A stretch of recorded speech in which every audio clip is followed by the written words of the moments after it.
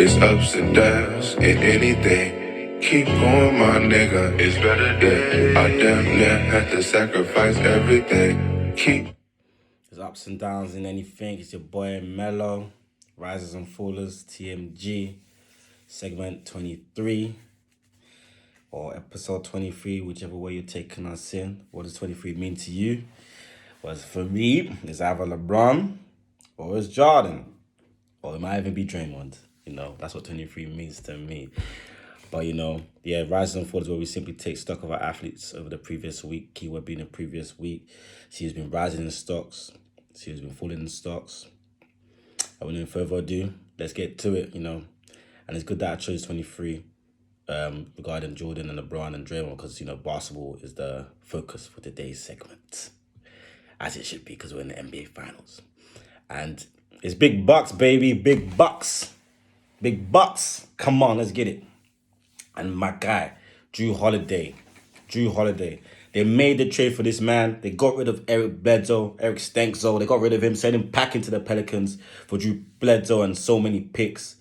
And this boy, he's had an up and down playoff run, to be fair. Defensively, he's been, for the most part, immaculate. A keyword being defense, we're going to touch on that a little bit later. But offensively, he's been really up and down.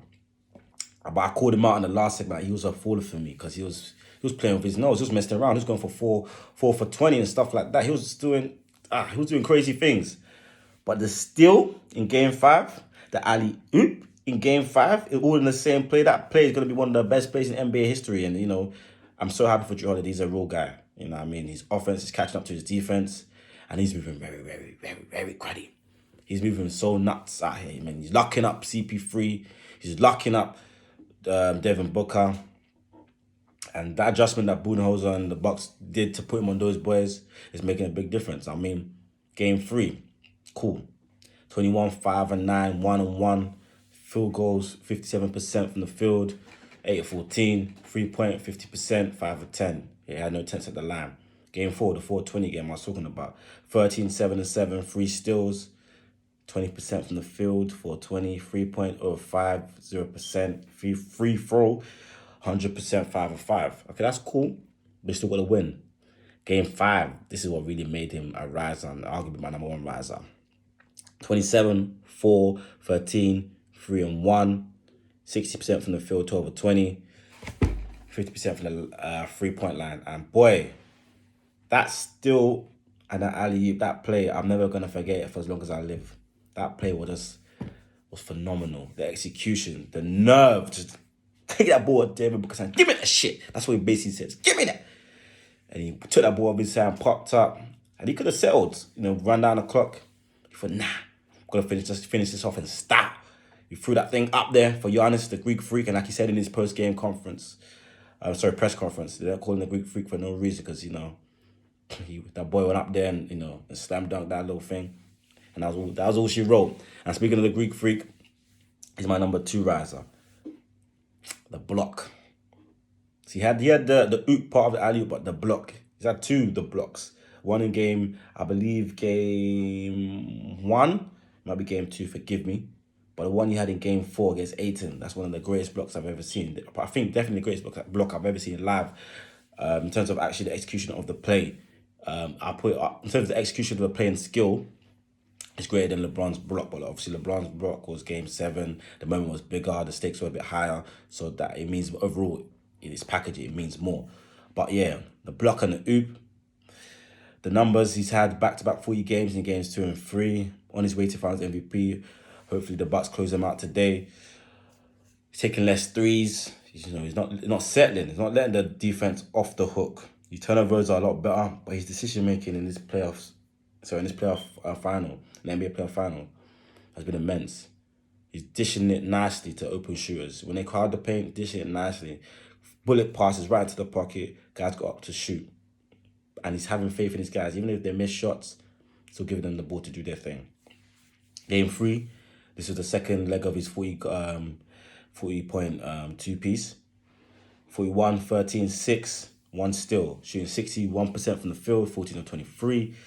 0 for 2 from the 3-point line. I don't mind you taking 2 threes, man. Just keep it there. If you make 1 of 2, then maybe go for the third one, but that's about it. Keep it there. Over 77% from the free throw line. This was his best free throw shooting display in the NBA playoff game that I've ever seen. 13 of 17. Damn, boy.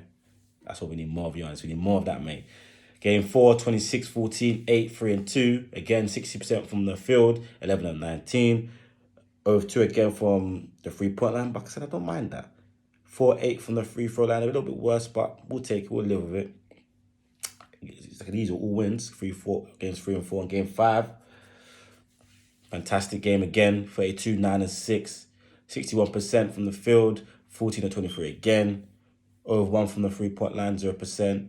Free throw was a bit worse, 4 of 11, 36. But, percent that was. But, he really made a difference in the end because he was able to get the key rebound after he missed that crucial free throw after he got fouled by Chris Paul. And that was all she wrote. I mean, Giannis is really hustling out here. Give the man his flowers, especially if he wins this title. Give the man his flowers. Give the man his respect. And I'm gonna be staying up all night to crazy hours to watch this game. I gotta see it with my own eyes. I really do. Also, before I move on to the final rise, I gotta give love for Middleton as well. He's been up there with some great cut shots, especially in games I believe 4 and 5. Because game 3 went for 18, 7 and 6. Game 4, 46 and 4 with 2 steals. Game 5, 29, 7 and 5. And he's really doing his thing. Chris Middleton, I'll tip my hat off to you. Even though I ain't got a hat, rub my hair for you. But, final rise of the week from basketball, go to football briefly. That is Raul Jimenez, the Mexican from Wolves. He's been out since November 29th with a fractured skull and traumatic brain injury after his devastating collision with David Luiz. He was cleared to play in May, but they said, let's settle down, mate. That's what they said. He decided he would miss the Olympics. It was decided, even though Mexico really wanted him bad. I mean, I believe they won the 2012 Olympics after they beat my Brazilians. And I think he was part of that team when he was, I believe, underage. But he was going to be one of the overage players, but they said let him heal up and rest up. He's now wearing a special protective headgear which he uses for heading, full contact training and matches. And that's really good. I mean, I'm happy to see him back. I hope, glad that his career is still on track. I'm happy to see him back. And in the game, he played 34 minutes. He got subbed off. He struck the bar for a free kick after a deflection. But like I said, the main thing is we're glad to see him back and he's back in full swing of things. So from the risers, we go into the fallers. So from football, we go back to basketball. We go to a guy where injuries have become synonymous with because he's missing a lot of games due to injury. And he missed these playoffs games. He missed the whole Sun series. He missed games 5 and 6 of the Utah Jazz series. And that is one Kawhi Leonard. He underwent successful surgery on Tuesday to repair a partial tear of his ACL to his right knee. This guy could be out for 5, 6, 7, 8, 9, 10 months. Who knows? There's no timetable for his return, which is kind of scary. But most importantly, what does this mean for the Clippers and for his future? He's, like I said, he's really healthy. Load management is becoming his thing. He's become the ambassador of load management, whether you like or loathe him or like him or love him rather. He does have a player option this year. In his contract, he can choose to opt out. In his contract, and he can choose to opt in for $36 million in 2021-2022. So that's the upcoming season after these finals have concluded.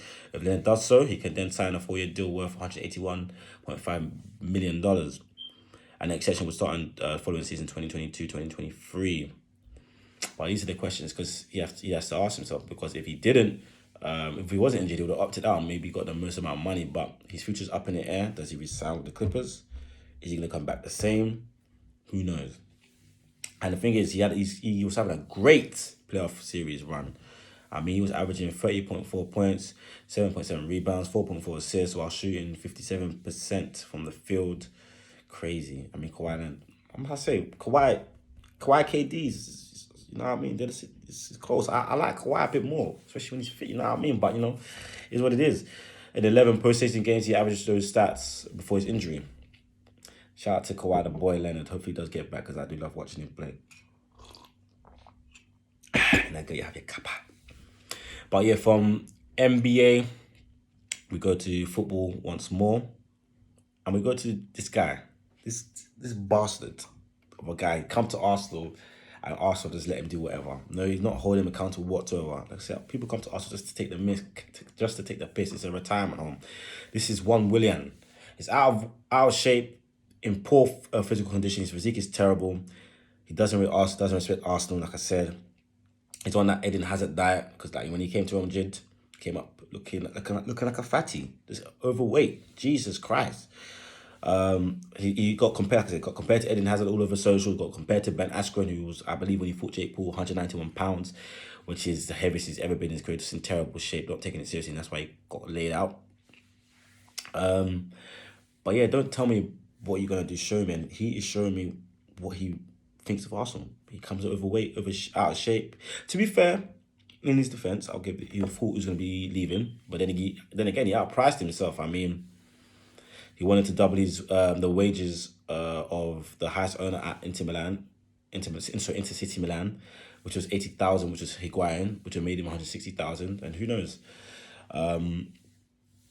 Yeah, that would have been a great figure, but he's on 220k apparently at Arsenal already. I don't know why Arsenal gave him these numbers to declining men, but you know, Arsenal always make terrible decisions. The hierarchy, the structure, the pyramid of Arsenal needs to be broken down and shattered, and needs to hopefully rise through the ashes. So hopefully rise again like a phoenix through the ashes, no pun intended, because I've been talking about the peanut sun, in fact, pun intended, but you know. But like I said, Arsenal tried to offload him, but his large wage demands have scuppered that. And yeah, William's just taking a mick, man. He got mocked. I mean, we posted a pic on our Instagram of him overweight because he decided to be brought to the attention of the masses because he's taking an absolute piss. But yeah, from Willian, we go to Tyson Fury, boxing, one of my favourite sports. And his fight with Deontay Wilder has been rescheduled for October 9th because there was a Rona outbreak in his camp and Tyson Fury tested positive. It means Fury and Wilder wouldn't have fought since February 2020. And by the time they do fight, that will be 20 whole months. The rust factor is going to be immense. And for someone like Tyson Fury, that could end up being to his detriment. But we'll see. Yeah, he tested on the July 5th. He was told he was positive the next day. I believe he's had mild symptoms. And this is what he said: I wanted nothing more to smash the big dosser on July 24th, but I guess the beating will have to wait. Make no mistake, I'll be back and better than ever. We will fight October 9th and I'll knock Kim Spark out. But this has also held up the heavyweight division. The fight between AJ and Fury is going to be delayed even more. AJ just recently officially announced his fight at Tottenham Stadium to fight Usyk in September, I believe, 5th or 25th of this year.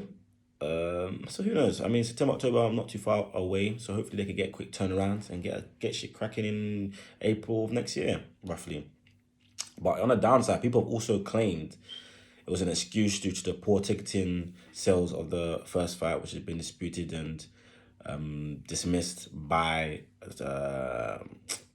what's his face, the guy of Frank Warren. But others have said, especially Deontay Wilder's wife, it's hope to get more time. I don't know why he would want more time because he's been out of the ring for ages, but who knows what's going on. They're slowing down the heavyweight division. They're slowing down my boxing. I need to see the real fights, the fights that people want to see. We need to see that. We need to see that shit. But yeah, that's Mello, your boy Mello, TMG, rise and follow us. Make sure you follow us on all socials. That'll be the Instagram, the Twitter, links in our bio. Come and support the boys. If you're watching this on YouTube, subscribe to us. Support the boys even more. Listen to our podcast audibly, Spotify, Apple Podcasts. You know the deal by now. TMG, your boy Mello, I'm out.